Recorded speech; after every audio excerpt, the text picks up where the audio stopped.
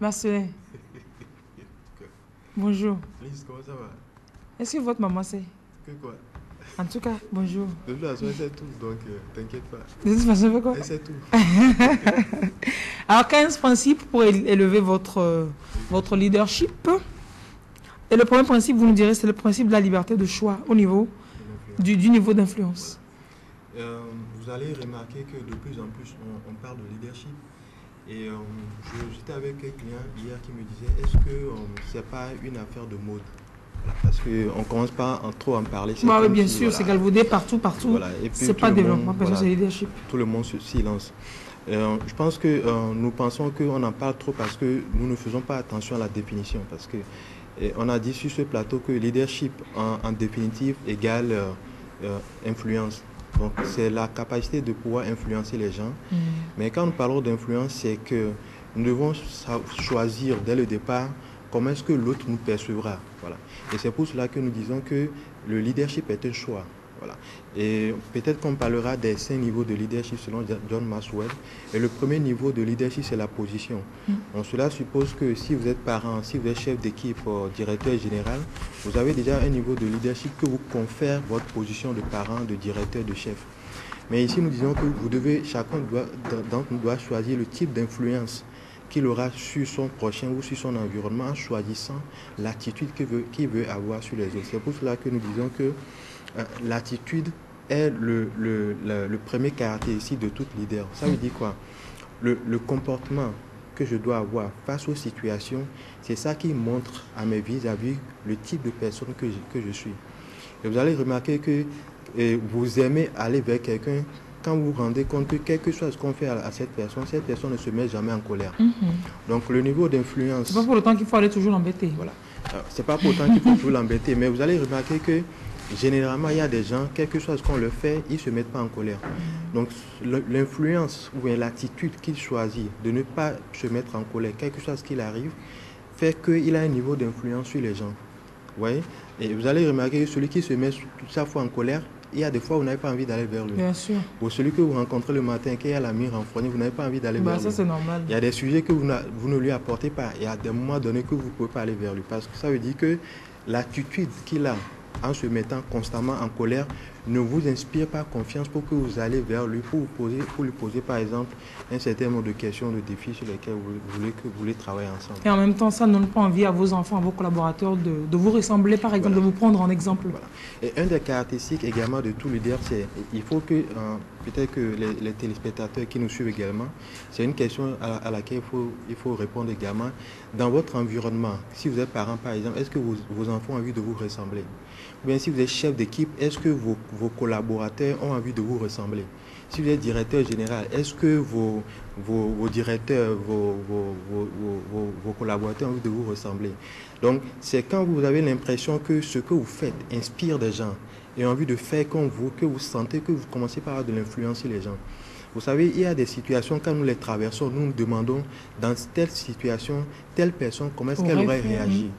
On s'est dit que l'attitude de la personne, chaque fois qu'elle est dans ce type de situation, vous a influencé, vous demandez comment est-ce qu'elle aurait fait dans une situation comme celle-là. Donc, par conséquent, si vous êtes parent, chef d'équipe, directeur, président, ainsi de suite, tout ce que vous voulez, la question est de savoir ceux que vous dirigez, est-ce qu'ils ont envie de vous ressembler? Quand ils sont dans des problèmes, est-ce qu'ils se demandent comment est-ce que vous aurez réagi si vous étiez là? Et c'est à partir de ce moment-là que vous comprenez que votre attitude a de l'influence sur les gens. Et ceux qui décident, c'est pour cela que nous disons que le leadership est une question de décision, de choix. Donc si je décide d'avoir un niveau d'influence suffisamment élevé sur ma communauté, je choisis constamment mes attitudes dans toutes les circonstances.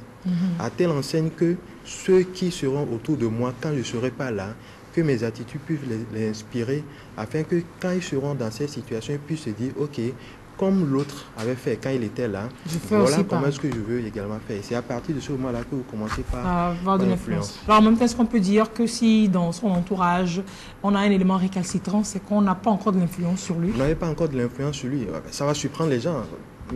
Mais le truc, si vous avez quelqu'un qui ne vous suit pas, qui est récalcitrant dans votre équipe, vous n'avez pas encore de l'influence sur lui, ou le type de résultat que vous produisez ne l'intéresse pas. Voilà, peut-être que j'ai trop d'influence sur lui, mais il veut aussi faire son pharaon. Soit si c'est possible, ben, si son ego aussi est pour quelque chose, il dit, mais ouais, attends, si son ego est assez élevé, sur lui, voilà. Si la personne a un ego assez donc, il peut y avoir également une question d'ego, mais par principe, si vous n'avez pas encore, si quelqu'un ne vous suit pas, ça veut dire que vous n'avez pas encore d'influence sur lui, ou le type de résultat que vous produisez ne l'inspire pas encore. C'est cela. Donc, la question de savoir comment est-ce que je fais pour que voilà, cette personne puisse également suivre le mouvement. Et ce que nous disons généralement aux chefs d'entreprise, aux managers, c'est que quand vous avez dans votre équipe des gens qui ne produisent pas de résultats, au lieu de dire il n'est pas bon, tout ce que je lui dis, n'écoute pas. Remettez-vous en cause. Demandez-vous qu'est-ce que je ne fais pas encore bien, qu'est-ce que je ne connais pas encore, est-ce que je l'ai suffisamment étudié pour pouvoir avoir une attitude qui peut l'amener à maintenant pouvoir... à rentrer dans les rangs. À rentrer dans les comme rangs. On dit. Voilà. Alors le principe du leadership, vous dites à partir de l'intérieur. Et vous savez que si vous voulez avoir de l'influence sur les gens, le changement ne commence jamais par le monde extérieur. Et Gandhi dit que soyez le changement que vous voulez voir dans le monde. Voilà. Si vous voulez créer un changement, ne vous attendez pas à ce que ce soit ceux qui sont autour de vous qui commencent à changer. Donc quand vous dites pour dominer le monde extérieur, vous devez d'abord dominer votre monde intérieur, c'est votre personnalité, vous-même. Voilà, c'est le leader lui-même.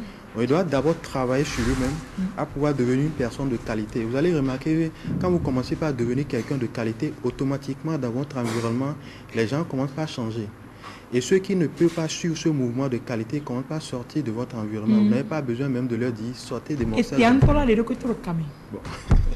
Pour donner un exemple très simple, banal, et deux amis qui sont des amis de longue date et qui travaillent ensemble, deux personnes qui gagnent par exemple 50 000. Et 2 ans après, une autre personne, après avancement au travail, commence par gagner 300 000.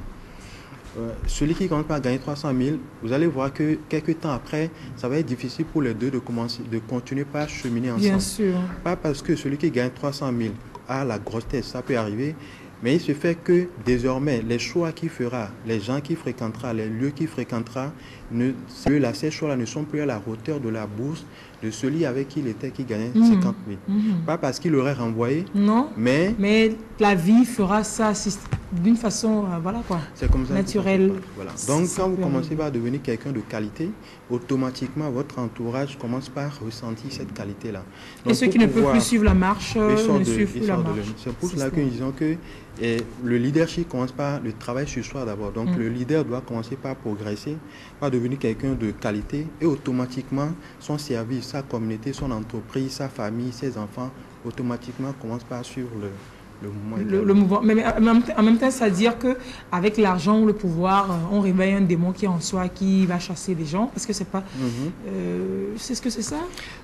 En partie. Et Abraham Lincoln, l'ancien président des États-Unis, dit que si vous voulez connaître la vraie personnalité de quelqu'un, donnez-lui l'argent et le pouvoir. Parce que c'est ces deux éléments-là qui révèlent la vraie personnalité de tout un chacun.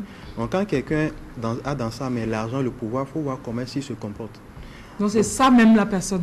Voilà, c'est ça qui permet de voir la vraie personnalité. Donc si moi en tant que leader, je veux avoir de l'influence sur les gens, quand j'aurai ces deux éléments dans ma main, il faut que je continue par être la bonne personne que j'ai décidé d'être dès le départ en choisissant mon niveau d'influence. Donc ceux qui ont ces deux éléments-là, ils commencent par violer leur personnalité de départ. Ça veut dire que le choix d'influence n'était pas clair dès le départ. Dès le départ. Vous dites, ne laissez pas ce que vous ressentez prendre le dessus et sachez ce qui vous frustre. Donc, vous connaître vous-même assez bien. Bien sûr. Il y a ce que nous appelons souvent la loi de la domestique experte. Vous savez, quand vous avez une domestique à la maison, vous voulez sortir le matin, vous lui confiez une tâche. Vous revenez le soir, elle n'a pas fait la tâche. Vous la tapez, elle pleure. Vous ressortez, vous lui confiez une autre tâche, vous ressortez. Vous allez voir que malgré que la domestique pleure, elle continue de travailler. Pourquoi? Elle sait que si elle ne travaille pas, quand vous allez rentrer, la manière dont vous allez la taper sera plus forte que la première fois. Donc malgré le fait qu'elle pleure, elle continue de travailler. Et c'est un bel exemple que la domestique nous donne pour dire que même si je suis frustré, j'ai des sentiments qui m'animent et qui veulent m'amener à ne pas continuer par être une bonne personne. Il faut que je m'attelle à la tâche. Il faut que je me rappelle de la loi de la domestique expert qui dit, ok, malgré mes ressentiments, ainsi de suite, je dois continuer par progresser pour aller de l'avant, afin que mes ressentiments, mes émotions, mes frustrations ne m'empêchent pas. Le dessus. Voilà. Même dans le livre des Proverbes, il est dit que si tu te décourages, le jour où tu vas mal, tu n'as aucune valeur. Voilà. Et c'est en ce moment-là qu'on voit vraiment la vraie personnalité des gens quand tout va mal. C'est cela. Alors, vous avez un séminaire en vue à HEC, hein? Rapidement, en 10 secondes. Oui, on avait dit la dernière fois qu'on parlerait de leadership féminin au cours d'un dîner gala. Donc, du 24 au 27 juin à Palm Beach, de 18h à 20h30, on parlera de leadership. 4 soirées, on va donner 4 livres à ceux qui seront présents.